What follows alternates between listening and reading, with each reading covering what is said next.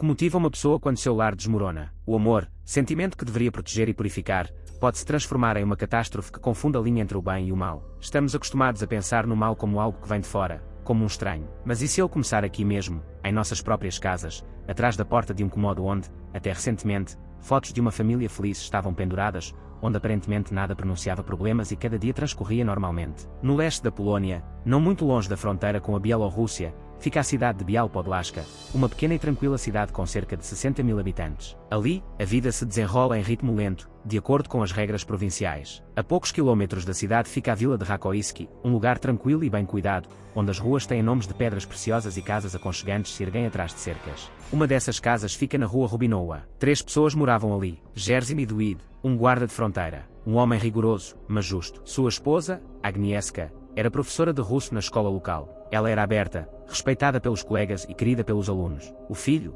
Kamil, era um adolescente reservado e quieto, um pouco distante, mas educado e obediente. Seus pais o viam como o sentido da vida e o futuro da família. Para os vizinhos, a família Nidwid era um exemplo a ser seguido. Sua casa era a personificação do sucesso. Ninguém poderia imaginar que, por trás daquelas paredes novas, algo aconteceria um dia que mudaria para sempre não apenas seus destinos, mas também sua percepção da palavra lar. Por muitos anos, a família Nidwid morou em um apartamento comum em Biała Podlaska, uma pequena cidade no leste da Polónia. Todas as manhãs, Jerzy saía para Varsóvia para trabalhar e só voltava para casa no final da noite. Superficialmente, a família parecia unida, mas, na realidade, cada um vivia sua própria vida, em seu próprio ritmo e em silêncio. Aos 18 anos, Jerzy percebeu que todas as suas conquistas, títulos, relatórios e prémios eram irrelevantes. Ele almejava resultados tangíveis, uma marca que deixaria para trás. Agnieszka, percebendo seu distanciamento, acreditava que uma casa poderia restaurar a proximidade entre eles. Ela sonhava com uma casa com jardim e conforto. Incentivou Jerzy a construir uma casa,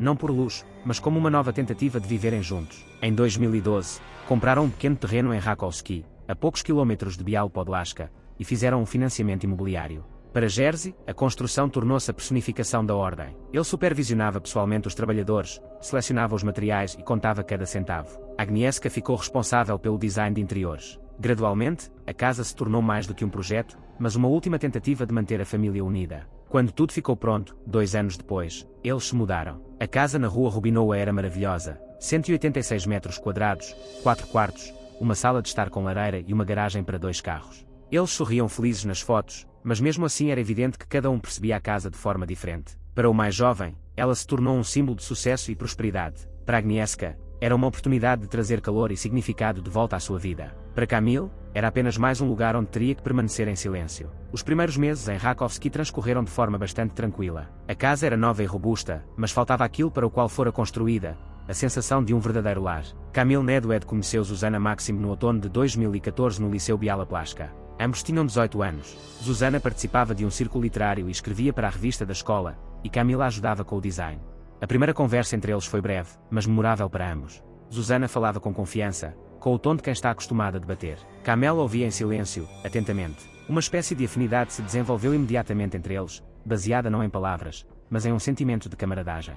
Zuzana Maxim nasceu em Biała Podlaska, em uma família de professores. Seu pai trabalhava na Receita Federal e sua mãe era professora de polonês. Após o divórcio dos pais, Zuzana ficou com a mãe. A casa era arrumada, mas fria. Sua mãe exigia disciplina, enquanto a filha exigia liberdade. Esse conflito se tornou o pano de fundo de sua infância e adolescência. Na escola, Zuzana era considerada difícil. Ela mudou de escola várias vezes, mas em todos os lugares permaneceu tão inteligente, abrupta e reservada quanto antes. Na internet, escrevia sob o pseudonimo de Maria Gniewicz, publicando poemas sobre medo, alienação e a busca pela verdade. Seus textos eram premiados por uma tensão interna, como se ela estivesse lutando com o próprio conceito de normalidade. A princípio, Kamil via simplesmente como uma pessoa interessante para conversar. A correspondência entre eles passou de conversas sobre livros para reflexões filosóficas sobre a morte e a liberdade. Zuzana escreveu que uma pessoa tem o direito de destruir-se e isso a libertar. Kamil releu essas linhas várias vezes e começou a concordar. Ela podia rir e discutir, e depois desaparecer sem dar explicações no dia seguinte. Sua imprevisibilidade era fascinante.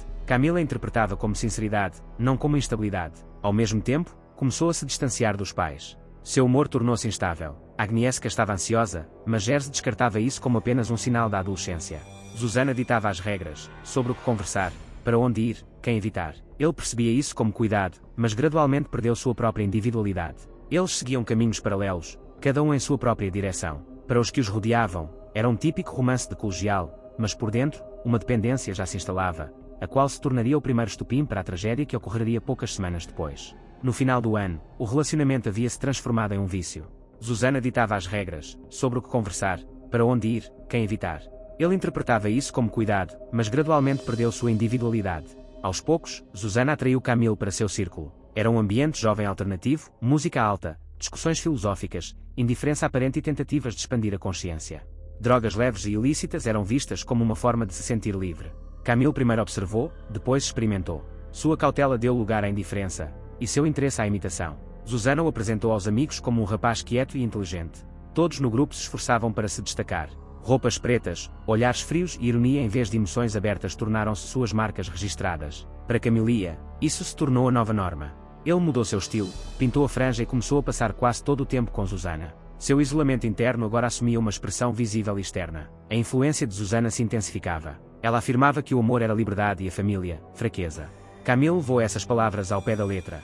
Ele começou a ver seus pais não como proteção, mas como um obstáculo. A cada dia que passava, ele se convencia mais e mais. O mundo antigo era uma mentira e, portanto, precisava ser destruído para que ele se libertasse.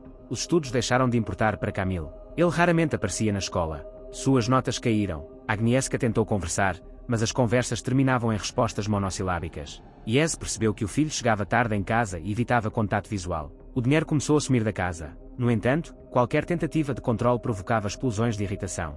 Susana apoiava esse distanciamento. Ela dizia que os adultos eram incapazes de compreender e, portanto, não tinham o direito de ensinar. Gradualmente, ela tomou o lugar da família, dos amigos e das figuras de autoridade na vida de Camille. Todos os pensamentos tinham que passar por ela. Ele não tomava mais decisões por conta própria, apenas repetia suas palavras. Os encontros se tornaram mais solitários, geralmente acontecendo no apartamento dela. As conversas sobre livros deram lugar a discussões sobre como viver de verdade. Restava apenas uma tênue linha entre ideias e ações. No inverno de 2014, essa linha começou a se desfocar. Camille ficou nervoso, mal dormia e passava longos períodos sentado no escuro. Os pais dele perceberam que ele falava sobre uma vida falsa e um término de relacionamento, mas interpretaram isso como uma busca filosófica. O mundo ao seu redor estava desaparecendo gradualmente. Pais, escola, amigos, só restavam os dois, e a ilusão de que a destruição era o caminho para a liberdade. Mas, dentro dessa ilusão, uma decisão já se gestava, uma que se tornaria a fronteira entre a vida e o que viria depois. No final de 2014, as conversas sobre romper com o passado haviam assumido a forma de um cálculo. Susana foi a primeira a expressar a ideia. Ela disse que uma pessoa não pode começar uma nova vida sem destruir a antiga. Em sua visão, isso significava se livrar dos pais de Camille. A princípio, tudo soava como uma abstração, um debate intelectual, mas gradualmente, a questão, um comentário casual tornou-se o ponto de partida. E se eles tiverem ido embora? A partir desse momento, os pensamentos começaram a fluir em uma única direção. As conversas transformaram-se em preparativos. As dúvidas, em detalhes. Camille deixou de analisar, simplesmente seguiu em frente. Susana havia pensado em tudo. Sua racionalidade contrastava com o caos que ela pregava. Decidiu usar sua própria criatividade como disfarce. Uma noite de poesia foi marcada para dezembro em Cracóvia, onde ela foi convidada a se apresentar sob o pseudonimo de Maria Gniewisz. Essa noite tornou-se o cenário perfeito para um álibi. Um anúncio apareceu na página da rede social, 12 a 15 de dezembro, Cracóvia. Um encontro com os leitores. A publicação parecia banal, mas era justamente esse o seu poder. Estava criando um rastro. Os preparativos começaram cedo. Susana pegou 3 facas de caça do avô. Camille trouxe a chave da casa dos pais dela. Eles não discutiram os aspectos morais, apenas se concentraram no lado prático. Para a viagem de Anne, ela precisava de transporte e de alguém que não fizesse perguntas. Susana pensou em Marcin, um amigo do festival de verão. Ele tinha carro e uma tendência a concordar sem hesitar. Ela ofereceu-lhe dinheiro para a viagem, e ele aceitou, sem perceber que estava se tornando parte dos planos de outra pessoa. Em 12 de dezembro de 2014, eles partiram. A mochila continha facas, capas de chuva, luvas e trapos. Marcin estava acompanhado por Linda, uma garota cuja presença ninguém havia combinado. Isso atrapalhou o plano, mas Susana se adaptou rapidamente. Ela sorriu e fez piadas, criando a aparência de uma viagem casual, embora sua voz denunciasse a tensão. Tudo tinha corrido conforme o planejado, mas agora uma testemunha inesperada havia aparecido. Ao se aproximarem da casa dos Rakowski, desligaram os celulares. Susana explicou: precisamos desaparecer por um tempo. Sua voz era calma, até mesmo gentil. Camille assentiu. Tudo se desenrolou como se já estivesse roteirizado. Antes de entrar na vila, ele pediu para parar o carro longe de casa, dizendo que não queria acordar os pais. Susana acrescentou: voltaremos logo. Marcin e Linda esperaram. Por volta das 2 horas da manhã, Kamil e Zuzana Maxing entraram na casa da Rua Rubinova. A chave que haviam pegado antes permitiu que abrissem a porta sem fazer barulho. Havia um silêncio gélido lá fora,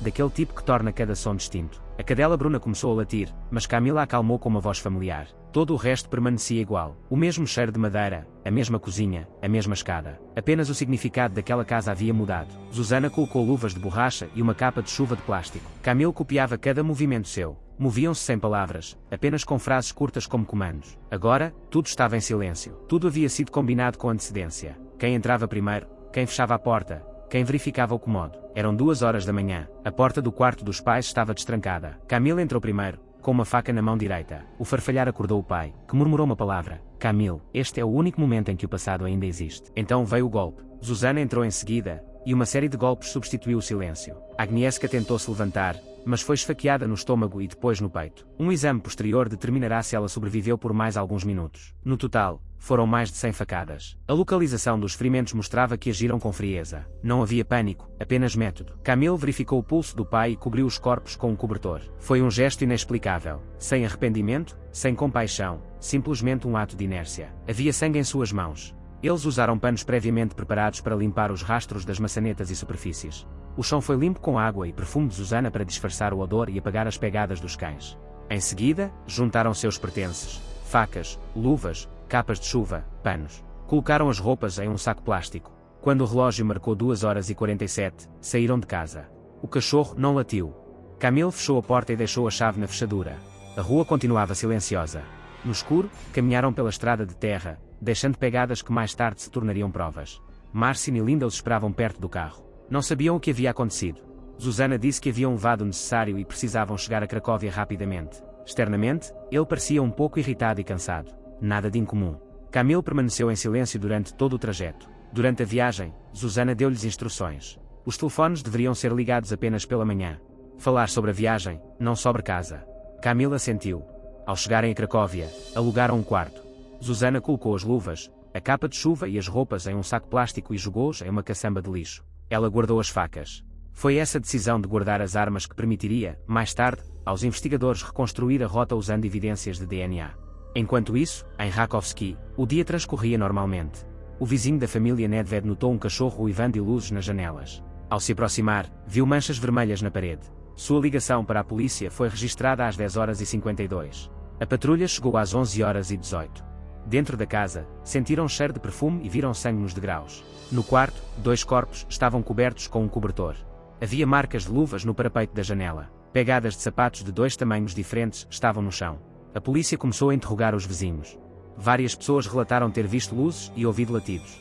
Uma delas notou as silhuetas de 2 pessoas saindo pelo portão por volta das 3h da manhã. Essas declarações se tornaram o ponto de partida da investigação. No mesmo dia, a notícia do assassinato chegou à mídia. As manchetes estampavam: duplo homicídio em Rakovski, filho da família desaparecido. Nas primeiras horas de inspeção da casa, ficou claro: o crime foi cometido por alguém familiarizado com cada centímetro do local. Não houve arrombamento. O cachorro não demonstrou agressividade, o que significava que pessoas de dentro da casa haviam entrado. O laudo pericial incluiria a seguinte declaração: as ações foram consistentes e direcionadas. O crime foi cometido por indivíduos familiarizados com a casa. Uma verificação dos dados do celular revelou que o aparelho de Kamil havia sido desligado durante a noite e detectado em Cracóvia naquela manhã. Tal pausa no sinal raramente é acidental. Em perícia forense, isso é chamado de sombra digital, o momento em que uma pessoa tenta desaparecer, mas deixa um rastro justamente por sua ausência. Na manhã de 13 de dezembro, eles tiraram várias fotos com seus celulares e as postaram com a Tec Cracóvia. As imagens mostravam uma rua vazia, uma fachada cinza.